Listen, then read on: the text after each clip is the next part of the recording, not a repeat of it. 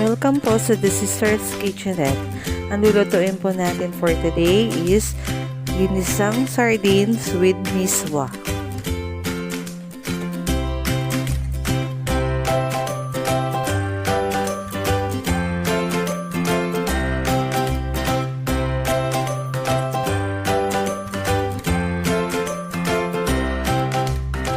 Ito po ang mga ingredients ng ating ginisang sardine with miswa.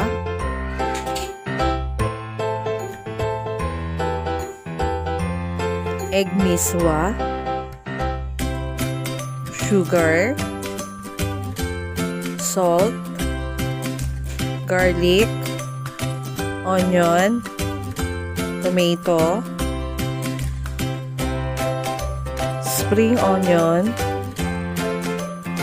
water,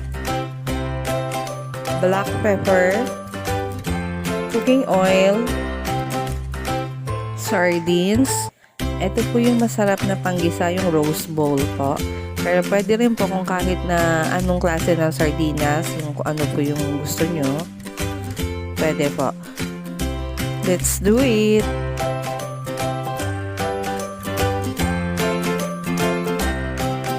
Magpainit na po tayo ng mantika.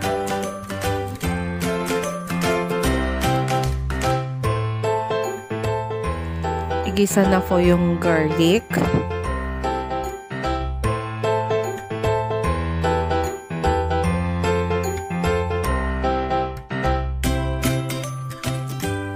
Ilagay na din po ang sibuyas.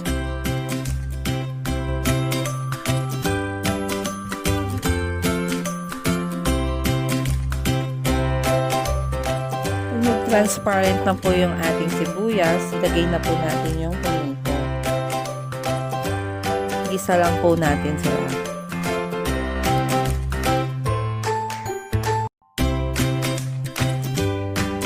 Pag nadurog na po ang kamatis, pwede na po natin ilagay ang ating sardines.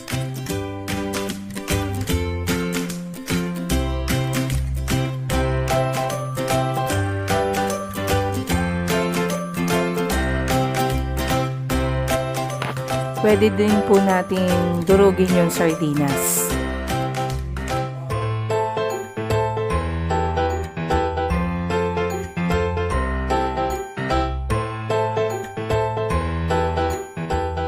Timplahan po natin ng black pepper. And konting sugar po para matanggal po yung lansa ng sardines.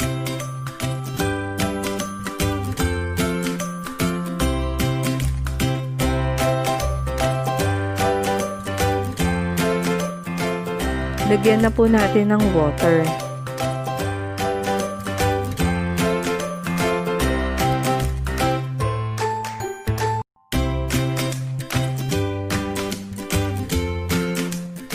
Pwede po kayong mag-add pa ng konting water kung gusto nyo pong mas masabaw ang ating miswa.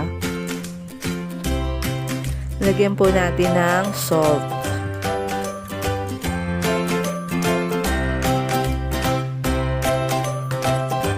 Pag kumulo na po ang ating sardinas, pwede na po natin ilagay ang miswa.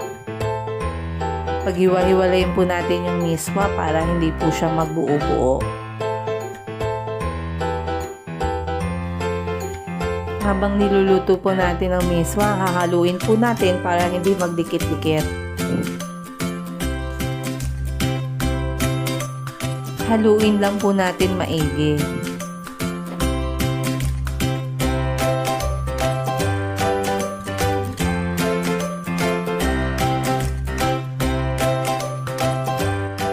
Hayaan lang po natin kumulo at maluto ang ating miswa.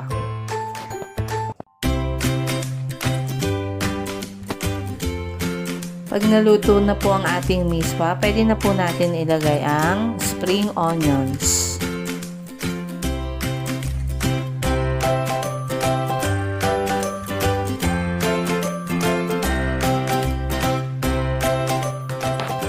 Luto na po ang ating ginisang sardines with miswa. Salamat po sa inyong panonood. Happy eating po!